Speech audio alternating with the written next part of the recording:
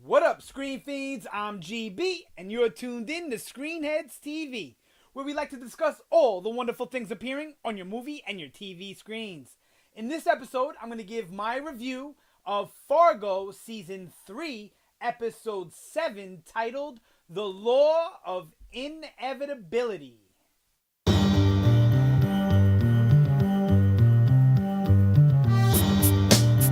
Alright, so Fargo delivers again. I love this show. This is one of the best shows on TV, and it's 100% already. After 3 seasons, it's going to be on my top, I don't know if it'll be on my top 10. Definitely be on my top 20 of best TV shows of all time. But honestly, it'll probably make the top 10. This show is so well produced and handled. Kudos to everybody involved. Alright, let's get into it. Fargo, Season 3, Episode 7, titled The Law of Inevitability. So the synopsis reads, Gloria tries to work around the system, Nikki finds herself in a familiar place, and Varga comes up with an alternative plan, and Emmett goes to dinner. That sounds like a weird off-Broadway play or something. Emmett goes to dinner. Alright, starring Nathan Lane as Emmett. Alright, let's start with Gloria. Gloria tries to work around the system. So, not to toot my own horn, because this was an easy one to predict, but my prediction was right. She's just running into every wall possible, every blockade, every barrier possible in her attempts to put this crime together, or, to at least just try and put it together. So this episode, she's really spending her energies trying to speak with Nikki, who is incarcerated. I'll get to that more in a second. So, so we have Gloria just trying to go through the bureaucracy of dealing with higher-ups and then dealing with paperwork. And then finally, when she actually gets in to the room to see Nikki, to speak to her, there's a dude dressed like a cop, maybe he was a cop, maybe not, about to kill Nikki. And played by DJ Qualls, who I've never seen play a creepy weirdo. Like, I've seen him play weirdos, but not like in the creepy, scary sense like he did here, like a killer. Because he was definitely creepy as hell. Now, I'm going to assume that he is a cop that's working for Varga, is what I assume. We don't know that for a fact. There's nothing stated in there, but I'll give you a little bit more insight into why I feel that way when I get to Varga's part of the story. So, so Gloria walks in, getting ready to question Nikki, sees the cop about to inject her with something. The cop turns and shoots at Gloria. For a second, I thought she got hit. She fires back. The guy runs out of it, but when she fires, it's like, like up in the air kind of deal, right? Because she's like falling back. And then he skates out of there. Now, they go back to look at the cameras, and he obviously knew that there was a switch on the wall that shuts the cameras off. So that's what leads me to believe that he's an actual police officer, just crooked. But, and how else did he get into the precinct or whatever? But also, if you really look at it, Fargo's criminals are very smart most of the time. Not all of them, but a lot of them are very, very smart. So I can see them knowing that there's a switch on the wall too. But I'm going to lean towards that he was an actual cop hired by, I'm going to say Varga, to assassinate Nikki. That way, the suspect for the murder is dead. No more questioning, no more nothing. It's over, So Gloria walks in on that, and then finally, after that whole brouhaha, for a second I thought they were going to try to arrest Gloria, right? The way they were like holding her, but no. Maybe not the chief that's going to take over for her, Shea Wingham, but the other chief, the other police dude, I don't know who he was. I don't think they even say. They probably says it on his desk, commander or something, and captain, I don't know. And he basically is now leaning towards believing Gloria, and all of that. So he's gonna let. Well, I don't know if she needs his permission anymore, because now she's like, Nikki is going to be in jail and all that, or prison, whatever. So Gloria can always question her there, and I don't think she needs permission to do that. But I don't know, maybe she has to justify it within the confines of a case or something. I don't know. But that's pretty much all we got with Gloria, was her just getting resisted like we knew she would. Resistance, resistance, resistance. But ultimately, she kind of came out on top by the end of that episode. And I love how she tries to finagle her way in without the forms. It was just, just really well handled. And then she ends up going upstairs like she's supposed to, and then finds out that not only does she need to fill out a form and get approval, but then she needs to come back and fill out her second form in order to get the third form. So either way, she's got to go jump through all these bureaucratic hoops just to speak to Nikki.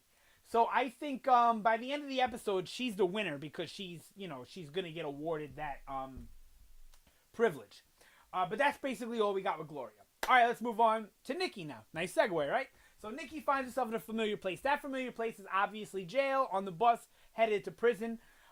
We don't get much from her. We get stuff, but it's not like a lot of story. It's just a lot of stuff dealing with the same thing, right? So we have her in the motel room, realizing that Ray's dead. Well, not dead, but just, where's Ray, So I think she's about to get ready to, head over there. And then there's a housekeeping knock at the door. She goes and peeks. I guess she either sees the police out there or just has an idea, And then she goes and tries to get out the bathroom window, which is a great callback to Fargo, the movie, because that's what William H. Macy's character does at the end when he tries to escape, is go out the motel bathroom window. So that's always nice when they do those callbacks. I love it, love it, love it. For a movie nerd like me, I know some of you are movie nerds too, and TV nerds. It's like heaven when they sprinkle these little moments in there and we catch them, right?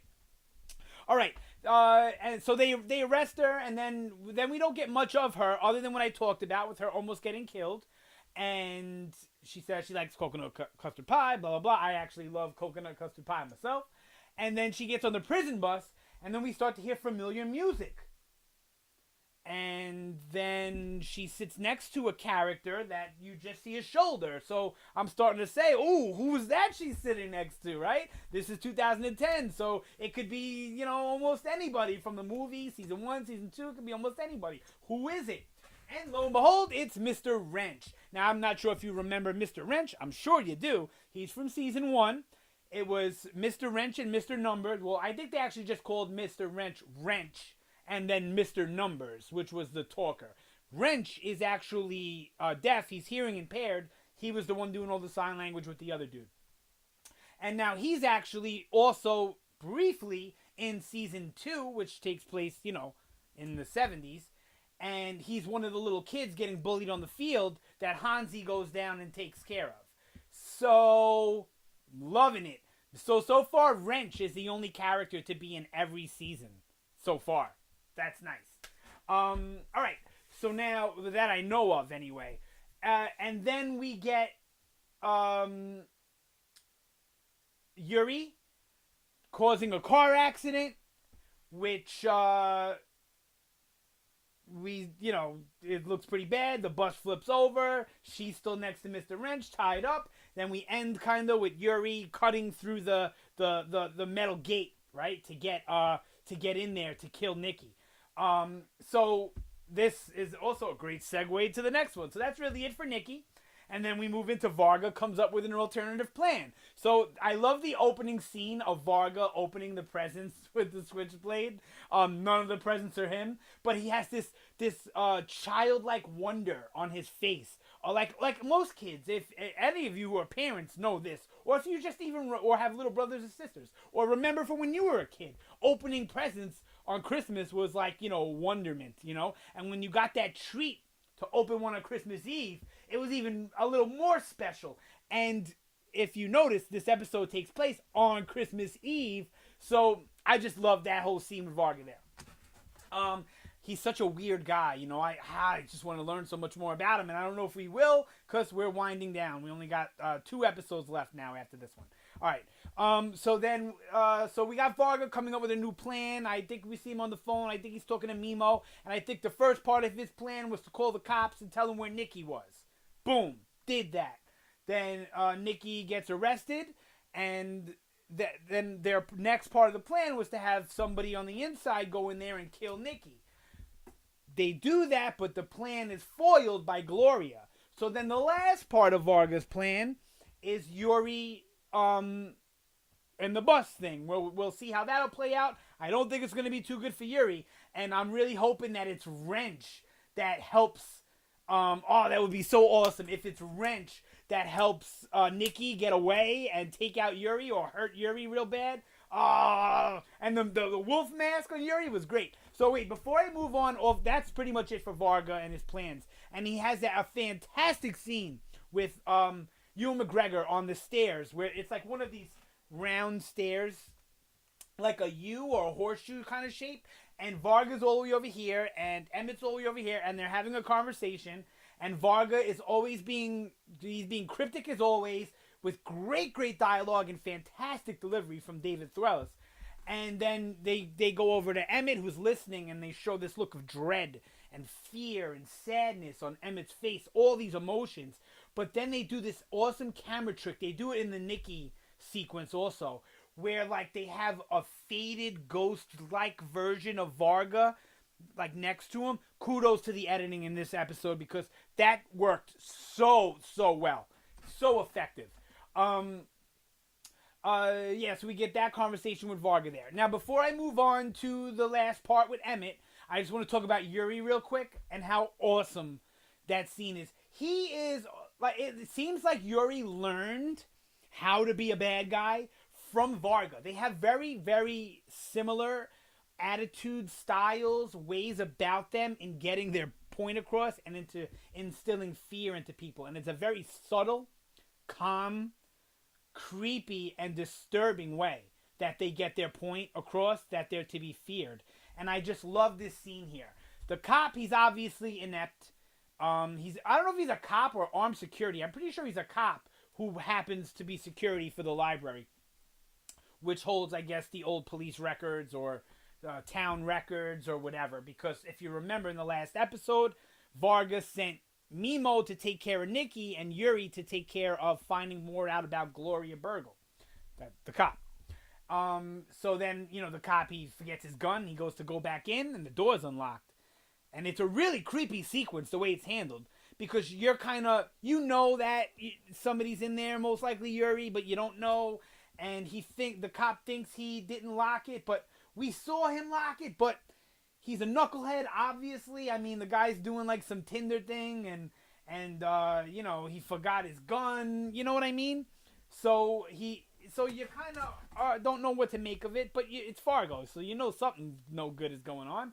And then he goes back in there and he sees Yuri, and then we just have a great exchange between them. And I was on the edge of my seat, filled up with terror for that cop, because I thought the cop was going to try and be a hero and then die. And the cop totally does something that I think a lot of small town cops would do if they were stricken with fear. It's when you're struck with fear, you're going to do one of two things. You're going to start shooting or you're going to leave, right? And Yuri's just so scary that the guy leaves, bolts. And I laughed out loud. It was awesome. Finally, we get Emmett goes to dinner. We knew he was going with Cy, but we didn't realize that he was going to meet with Mrs. Goldfarb again. She's the woman that they're trying to sell the company to, and they're kind of trying to do it in an underhanded, dirty kind of way now, because they're really just trying to dump Varga on the lady's lap and saddle her with the problem and then just cash out and run away. I don't think Varga would let that go down. I think Varga, because he's put in so much work with Emmett and Cy, I think Varga would kill the lady before he let them sell to her, honestly. Because I think that's what would spoil his plan, honestly. Alright, so great scene. Love the blood thing. That was awesome. And then when the cop comes in to question, it just, so well written, so well performed. Really good all around. I like this episode a lot. It was definitely one of my favorite episodes of the season. This season keeps getting better. Whereas season 1 teetered around, where some of the middle episodes might not have been as strong as the early episodes and so forth. Season 2 had the same problem. But this season, it's like every episode is better than the last one, with the exceptions of 1 and 2. 2 being the worst episode of the season, but still a really good episode, though. All right, so yeah, the standout as far as a character goes, someone on the show. I know he wasn't in it a lot. Yeah, you know what? I'm giving it to Carrie Coons. I'm giving it to Gloria Bergel because she killed it as always. I was gonna give it to Yuri because he did an awesome job too. But yeah, I'm gonna give it to Carrie Coons. And then production standout is editing. I don't think I've ever given one to editing. I don't give editing credit enough. Um, the editing was amazing in this episode. My least favorite thing about the episode, though, was the music, where they didn't have the typical good music throughout. There was one or two just small snippets of good music. You know, the drum one at the end, like the Fargo song, dum dum dum dum dum dum. I love that one.